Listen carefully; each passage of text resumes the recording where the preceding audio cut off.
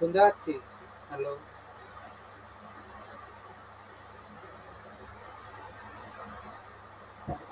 বলছি শুনতে বুঝতে পাচ্ছিস? পারছি। হ্যাঁ, হ্যাঁ। শুনতে পাচ্ছিস তো? হ্যালো? বলছিলে কি রিক্রুটমেন্ট গুলো করা? বলছি শুনতে পাচ্ছিস তো? হ্যাঁ পাচ্ছি। আচ্ছা ঠিক আছে। হ্যাঁ দাদা পাচ্ছি শুনতে।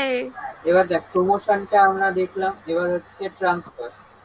ট্রান্সফারের মধ্যে কি আছে? ট্রান্সফারের মধ্যে শুনতে পাচ্ছি, শুনতে পাচ্ছি, আমি মিউট অনই আছে। আচ্ছা ঠিক আছে। দেখ এবার হচ্ছে প্রমোশন। প্রমোশনের মধ্যে কি আছে? Upgrading an employee to a higher position. তারপর হচ্ছে ট্রান্সফার।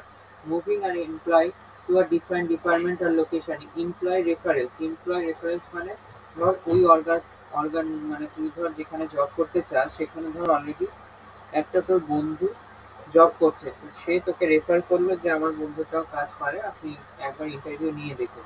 তো তুই এই রেফারেলে জব পেয়ে গেলে। ঠিক আছে, তো এটা হচ্ছে জব জবের পাওয়া।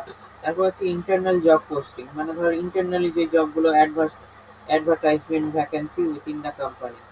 ঠিক আছে, এই জিনিসগুলো হতে থাকে। তারপর advantage motivates the employee to enhance the loyalty, faster and cost effective process আর দ্য অর্গানাইজেশন অলরেডি নোস। এটুকু বুঝলি? বুঝলাম।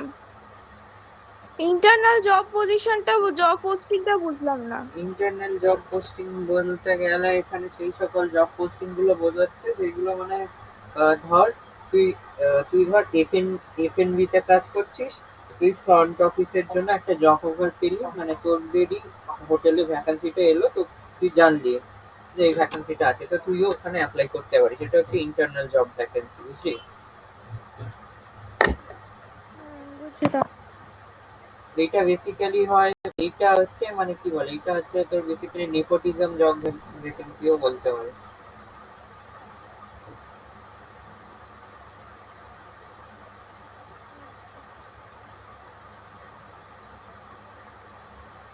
দাদা সেদিনকে ওই নালিনীদের ইন্টারভিউ চলছিল না?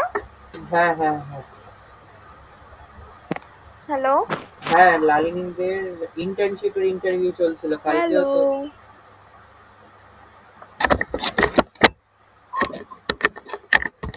শুনতে পাচ্ছিস?